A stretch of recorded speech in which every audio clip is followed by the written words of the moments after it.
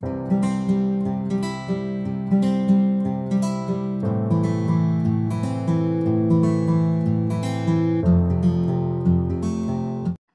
বন্ধু বান্ধৱীসকল, ৰাগীটিলৈ আপোনালোকক স্বাগতম। আমি ক্ৰমাগতভাৱে ইণ্ডিয়ান হিষ্ট্ৰী পাৰ্টটো আলোচনা কৰি আছোঁ। বৰ্তমান আমি কংগ্ৰেছৰ অধিৱেশনবিলাকৰ বিষয়ে আলোচনা কৰি আছোঁ। আমি পাই আহিছোঁ যে 1885 চনৰ 28 ডিচেম্বৰত বম্বেত গোকুলদাস তেজপাল সংস্কৃত মহাবিদ্যালয়ত 27 জন প্ৰতিনিধিৰ উপস্থিতিত ভাৰতীয় জাতীয় কংগ্ৰেছৰ প্ৰতিষ্ঠা হৈছিলে আৰু সেইখন অধিৱেশনৰ সভাপতিত্ব কৰিছিলে উমেশ চন্দ্ৰ বেনাৰ্জীয়ে। তাৰ পাছত ক্ৰমে 1886 চনত ভাৰতীয় জাতীয় কংগ্ৰেছৰ অধিৱেশন অনুষ্ঠিত হৈছিলে কলকাতাত। ইয়াত সভাপতিত্ব কৰিছিলে দাদাভাই নৌৰোজীয়ে। 1887 চনৰ জাতীয় কংগ্ৰেছৰ অধিৱেশন হৈছিলে মাদ্ৰাছত। ইয়াত সভাপতিত্ব কৰিছিলে বদৰুদ্দিন তৈয়দে। আৰু তাৰ পাছত 1888 চনৰ ভাৰতীয় জাতীয় কংগ্ৰেছৰ অধিৱেশন অনুষ্ঠিত হৈছিলে এলাহাবাদত আৰু ইয়াৰ সভাপতিত্ব কৰিছিলে জৰ্জ উইল। তেওঁ প্ৰথমজন ইংৰাজ বিষয়া আছিলে যিয়ে ভাৰতীয় জাতীয় কংগ্ৰেছত সভাপতিত্ব কৰিছিলে। 1898 চনৰ জাতীয় কংগ্ৰেছৰ অধিৱেশন অনুষ্ঠিত হৈছিলে মুম্বাইত আৰু ইয়াৰ সভাপতিত্ব কৰিছিলে উইলিয়াম বেডাৰৱানে। 1898 চনৰ জাতীয় কংগ্ৰেছৰ অধিৱেশন অনুষ্ঠিত হৈছিলে কলকাতাত আৰু ইয়াত সভাপতিত্ব কৰিছিলে ফিৰোজ শ্বাহ মেহতাই। 1896 চনত জাতীয় কংগ্ৰেছৰ অধিৱেশন হৈছিলে। ইয়াত সভাপতিত্ব কৰিছিলে ৰহমতুল্লাহ চিয়ানি আৰু এই অধিৱেশনখনতেই পোনপ্ৰথমবাৰৰ বাবে বন্দে মাতৰম গীতটো গোৱা হৈছিলে।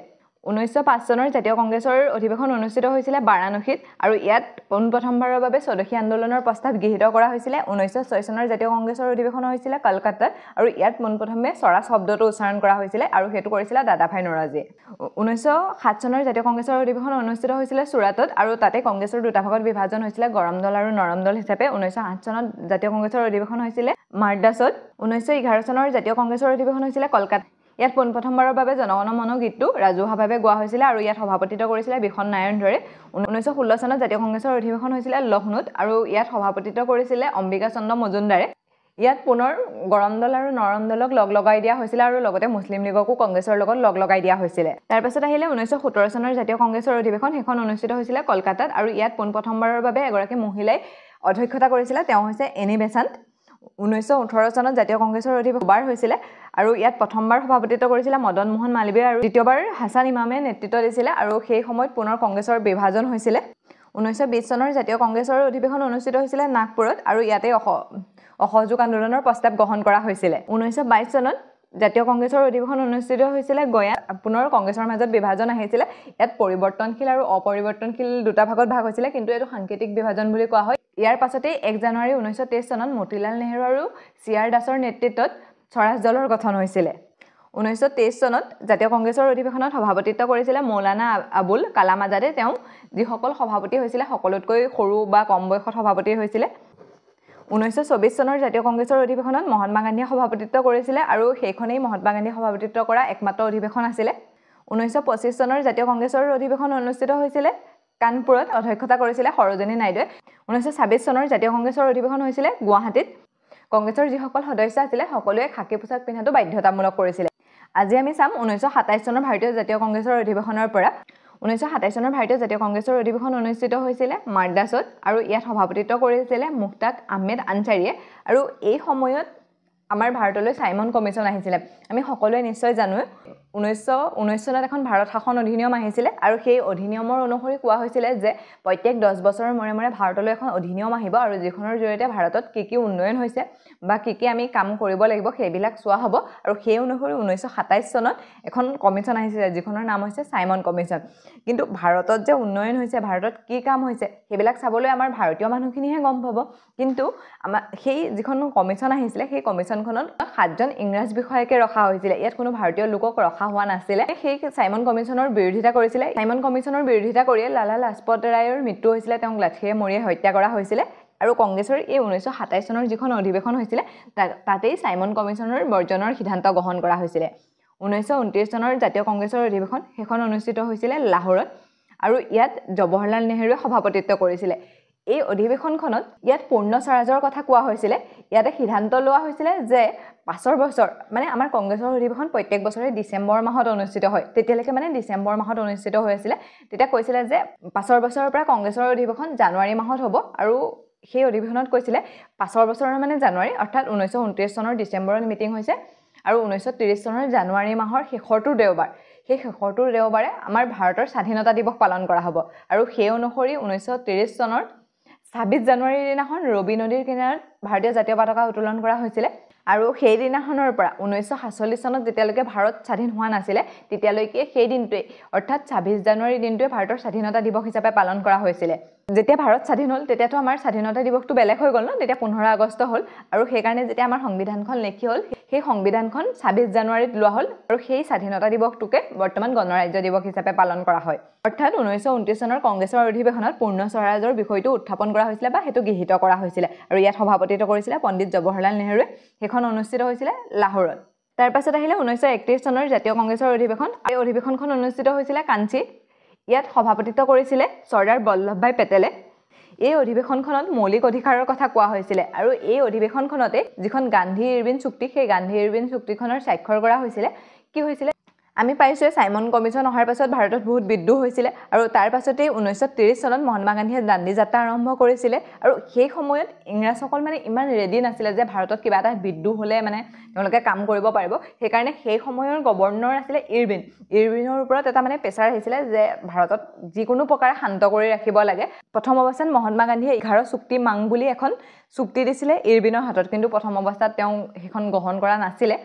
কিন্তু যেতিয়া ইংলেণ্ডৰ পৰা প্ৰেছাৰ আহিলত মহাত্মা গান্ধী আৰু ইৰবিনৰ মাজত এখন চুক্তি স্বাক্ষৰ হ'ল আৰু সেই অনুসৰি মহাত্মা গান্ধী সবিনয় অৱজ্ঞা আন্দোলন সেইখিনিতে ৰাখি দিবলগীয়া হ'ল অলপ সময়ৰ কাৰণে আৰু ইংলেণ্ডত যিখন ঘূৰণীয়া মেচমেল অনুষ্ঠিত হৈছিলে 31 32 আৰু 33ত তিনিখন ঘূৰণীয়া মেচমেল অনুষ্ঠিত হৈছিলে যিখন দ্বিতীয় ঘূৰণীয়া মেচমেল হৈছিলে সেই দ্বিতীয় ঘূৰণীয়া মেচমেলত কংগ্ৰেছৰ হৈ মহাত্মা গান্ধীয়ে অংশগ্ৰহণ কৰিছিলে 1931 চনত জাতীয় কংগ্ৰেছৰ অধিৱেশন অনুষ্ঠিত হৈছিলে কাঞ্চী আৰু ইয়াত সভাপতিত্ব কৰিছিলে চৰ্দাৰ বল্লভভাই পেটেল ইয়াতে মৌলিক অধিকাৰৰ কথা কোৱা হৈছিলে আৰু গান্ধী ইৰবিনৰ মাজত এখন চুক্তি স্বাক্ষৰ হৈছিলে ইয়াত হেগিটা ইম্পৰ্টেন্ট হয় 1937 চনত ভাৰতীয় জাতীয় কংগ্ৰেছৰ অধিৱেশন 1937 চনত জাতীয় কংগ্ৰেছৰ অধিৱেশন হৈছিল ফেজপুৰ গাঁৱত অৰ্থাৎ এইখনেই এখন একমাত্ৰ অধিৱেশন যিখন গাঁৱত হৈছিলে মনত ৰাখিব 1937 চনৰ যিখন অধিৱেশন হৈছিলে সেইখনেই একমাত্ৰ গাঁৱত হৈছিলে বাকি অন্যবিলাক গাঁৱত অনুষ্ঠিত হোৱা নাছিলে আৰু ইয়াত সভাপতিত্ব কৰিছিলে জৱাহৰলাল নেহৰুৱে ইয়াৰ পাছত আহিলে 1938 চনৰ কংগ্ৰেছৰ অধিৱেশন আৰু সেইখনত সভাপতিত্ব কৰিছিলে নেতাজী সুভাষ চন্দ্ৰ বসুৱে আমি সকলোৱে নিশ্চয় গম পাওঁ নেতাজী সুভাষ চন্দ্ৰ বসু এজন গৰম দলৰ সদস্য আছিলে তেওঁ যেতিয়া ইয়াৰ অধ্যক্ষ হ'ল মানে কংগ্ৰেছৰ অধ্যক্ষ হ'ল তেওঁ গৰম দলৰ হয় আৰু সেই কাৰণে তেওঁ মানে এনেকুৱা ধৰণৰ ভাষণ দিলে যি সকলৰ জনসাধাৰণক আগবঢ়াই আনিব পাৰে বা তেওঁলোকে ব্ৰিটিছৰ বিৰুদ্ধে আন্দোলন কৰিব পাৰে জনসাধাৰণক উলিয়াই অনাৰ চেষ্টা কৰিছিলে আৰু ইয়াৰ পাছৰ যিখন কংগ্ৰেছৰ অধিৱেশন হৈছিলে সেইখনতো সুভাষ চন্দ্ৰ বসুৱে হৈছিলে কিন্তু তাত এটা কাহিনী আছে মাত্ৰ ইয়াত মনত ৰাখিব 1938 চনত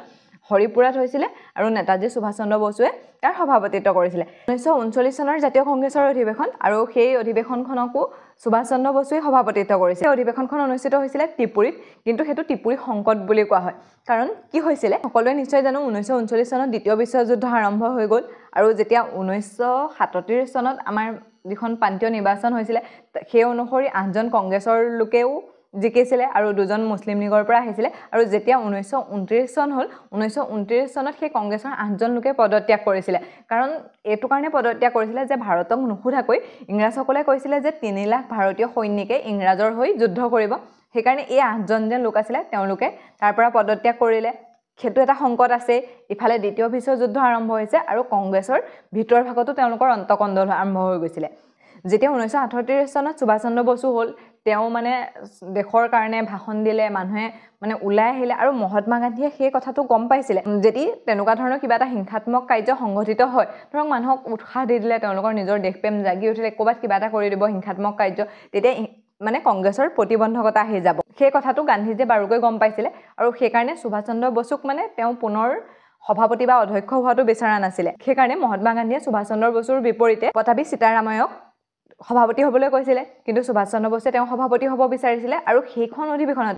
অৰ্থাৎ 1939 চনৰ যিখন কংগ্ৰেছৰ অধিৱেশন হৈছিলে সেইখনত প্ৰথমবাৰৰ বাবে নিৰ্বাচন হৈছিলে প্ৰথম সুধিছিলে আপোনালোকে কাক বিচাৰে আপোনালোকে সুভাষ চন্দ্ৰ বসুকে বিচাৰে নে পটাবী সীতাৰাময়কে বিচাৰে তেতিয়া মানে কোনো মাত নামাতিলে কাৰো পক্ষে কাৰণ ভাবিছিলে যে সুভাষ চন্দ্ৰ বসু বুলি ক'লে গান্ধীজীয়ে বেয়া পাব বা পটাবী সীতাৰামন বুলি ক'লে সুভাষ চন্দ্ৰ বসুৱে বেয়া পাব সেইকাৰণে একো কোৱা নহ'লে সেইকাৰণে যিটো এনেকে মানে ভোটদানৰ ব্যৱস্থা গোপন ভোটদানৰ ব্যৱস্থা কৰা হৈছিলে আৰু তাত সুভাষ চন্দ্ৰ বসু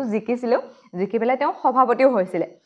কিন্তু মহাত্মা গান্ধীয়ে তেওঁক আনি বুজালে যে ক'লে এই কথাটো ভাল নহ'ব যদি কেনেবাকৈ কংগ্ৰেছৰ প্ৰতিবন্ধকতা আহি যায় তেনেহ'লে লগ হ'বলৈ কোনো জায়গা নাথাকিব আমি পাইছোৱে 1857 চনত যেতিয়া বিদ্ৰোহ হৈছিলে সেই বিদ্ৰোহৰ সময়ত বহুত ডাঙৰ বিদ্ৰোহ হৈছিলে সেইটো মানে গোটেইকেইটাতকৈ ভয়ংকৰ বিদ্ৰোহ হৈছিলে 1857 চনত কিন্তু সেই বিদ্ৰোহটো জিকাব নোৱাৰিলে কাৰণ হিংসাৰ আশ্ৰয় ল'লে তাক দমন কৰিবলৈ সহজ ন যদি হিংসাৰ আশ্ৰয় লয় কাৰোবাক জেলত ভৰাই থ'ব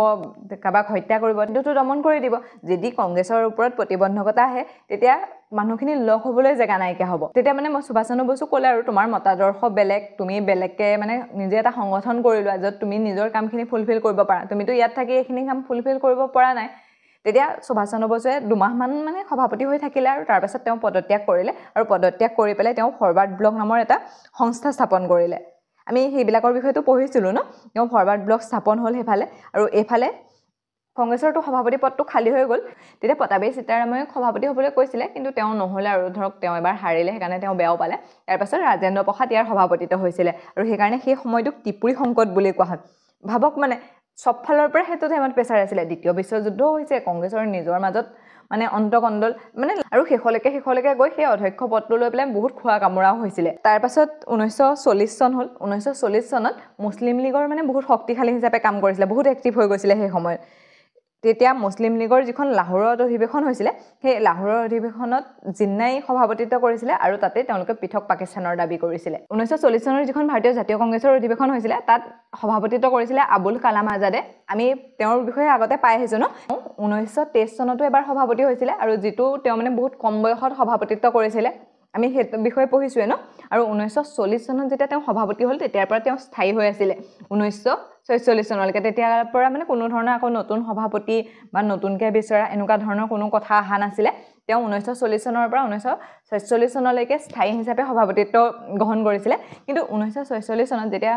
মানে ক্ষমতাৰ হস্তান্তৰ কৰা হৈছিলে বা ভাৰতৰ হাতলৈ ক্ষমতা আহিছিলে সেই সময়ত এজন বেলেগ লোকক সভাপতি কৰা হৈছিলে কিন্তু 1946 চনলৈকে তেওঁ আছিলে তাৰ পাছতেই 1946 চনত জে.বি. কৃপলানীক সভাপতিত্ব দিছিলে আৰু ক্ষমতাৰ স্থানান্তৰ কৰিছিলে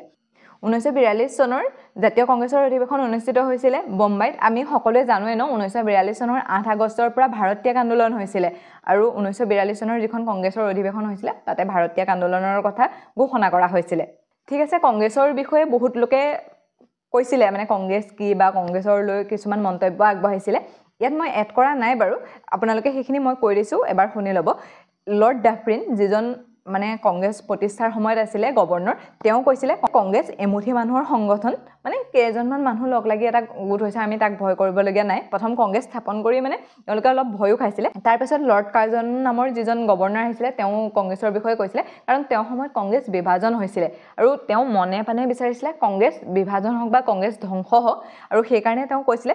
কংগ্ৰেছে এতিয়া মানে শেষ উশাহ লৈ আছে তেওঁক মই মৰাত সহায় কৰিব পাৰিলে ভাল পাওঁ তেনেদৰে বংকিম চন্দ্ৰ চেটাৰ্জীয়ে কৈছিলে কংগ্ৰেছত মানুহ পদৰ কাৰণে লোভীয়া লালা লাজপত ৰায়ে কৈছিলে কংগ্ৰেছ শিক্ষিত লোকৰ এখন মেলা কংগ্ৰেছ 3 দিনৰ এটা তামাচা হেতু অশ্ৰেণীয়ে কৈছিলে কংগ্ৰেছে কেৱল মিনতি কৰে হেতু কৈছিলে বিপিন চন্দ্ৰ পালে তাৰ পিছত কৈছিলে ফিৰোজ শাহ মেহতাই কংগ্ৰেছৰ কথাই গোটেই দেশৰ কথা নহয়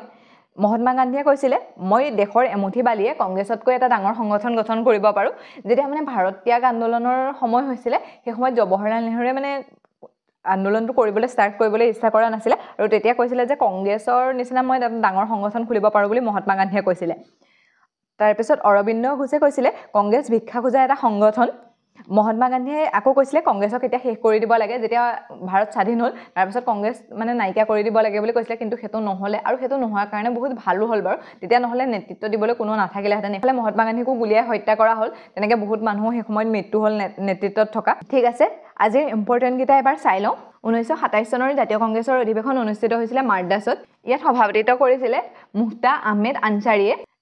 এই অধিৱেশনখনতেই চাইমন কমিশ্যনৰ বিৰোধিতা কৰা হৈছিলে 1929 চনৰ কংগ্ৰেছৰ অধিৱেশন অনুষ্ঠিত হৈছিলে লাহোৰত ইয়াত সভাপতিত্ব কৰিছিলে পণ্ডিত জৱাহৰলাল নেহৰু আৰু এই অধিৱেশনখনতেই পূৰ্ণ স্বৰাজৰ ঘোষণাপত্ৰ গৃহীত কৰা হৈছিলে 1931 চনৰ জাতীয় কংগ্ৰেছৰ অধিৱেশন অনুষ্ঠিত হৈছিলে কাঞ্চিত আৰু এই অধিৱেশনৰ সভাপতিত্ব কৰিছিলে চৰ্দাৰ বল্লভভাই পেটেল এই অধিৱেশনখনতেই মহাত্মা গান্ধী আৰু ইৰবিনৰ মাজত এখন চুক্তি স্বাক্ষৰ কৰা হৈছিলে যিখন গান্ধী ইৰবিন চুক্তি বুলি কোৱা হয় আৰু মহাত্মা গান্ধীয়ে সবিনয় অৱজ্ঞা আন্দোলন সেইখিনিতে সমাপ্ত কৰিবলগীয়া হৈছিলে আৰু তেওঁ ঘূৰণীয়া মেচমেলত অংশগ্ৰহণ কৰিবলৈ ইংলেণ্ডলৈ যাবলগীয়া হৈছিলে এই অধিৱেশনখনতে মৌলিক অধিকাৰৰ প্ৰস্তাৱ গ্ৰহণ কৰা হৈছিলে 1937 চনৰ ভাৰতীয় জাতীয় কংগ্ৰেছৰ অধিৱেশন অনুষ্ঠিত হৈছিলে ফেজপুৰত আৰু যিটো গাঁৱত অনুষ্ঠিত হোৱা একমাত্ৰ অধিৱেশন আছিলে 1938 চনত কংগ্ৰেছৰ অধিৱেশন অনুষ্ঠিত হৈছিলে হৰিপুৰাত সভাপতিত্ব কৰিছিলে নেতাজী সুভাষ চন্দ্ৰ বসুৱে 1929 চনৰ জাতীয় কংগ্ৰেছৰ অধিৱেশন অনুষ্ঠিত হৈছিলে ত্ৰিপুৰীত আৰু সেই সময়খিনিক ত্ৰিপুৰীৰ সংকট বুলি কোৱা হয় তাত প্ৰথম অৱস্থাত সুভাষ চন্দ্ৰ বসুৱে সভাপতিত্ব কৰিছিলে কিন্তু তেওঁ দুমাহৰ পাছত পদত্যাগ কৰে আৰু পদত্যাগ কৰাৰ পাছত ৰাজেন্দ্ৰ প্ৰসাদে তাৰ সভাপতিত্ব কৰিছিলে এইখনে এখন একমাত্ৰ অধিৱেশন যিখনত ভোটৰ দ্বাৰা তেওঁলোকৰ অধ্যক্ষ নিৰ্বাচন কৰা হৈছিলে 1940 চনৰ পৰা 1946 চনলৈকে জাতীয় কংগ্ৰেছৰ সভাপতি হৈ আছিল আবুল কালাম আজাদ তেওঁ তেতিয়াৰ পৰা স্থায়ী অধ্যক্ষ হিচাপে নিযুক্তি পাইছিলে 1942 চনৰ জাতীয় কংগ্ৰেছৰ অধিৱেশন অনুষ্ঠিত হৈছিল বম্বাইত আৰু সেই অধিৱেশনখনতেই ভাৰতীয় আন্দোলনৰ প্ৰস্তাৱ গ্ৰহণ কৰা হৈছিল যেতিয়া 1946 চন হৈছিল যেতিয়া ক্ষমতাৰ হস্তান্তৰ কৰাৰ কথা আহি পৰিছিল তেতিয়া কংগ্ৰেছৰ সভাপতিত্ব কৰিছিল জে বি কৃপালনীয়ে ঠিক আছে আজিলৈ ইমানতে এৰিছো অন্য এটা ভিডিঅ লগ পোৱাৰ প্ৰতিশ্ৰুতিৰে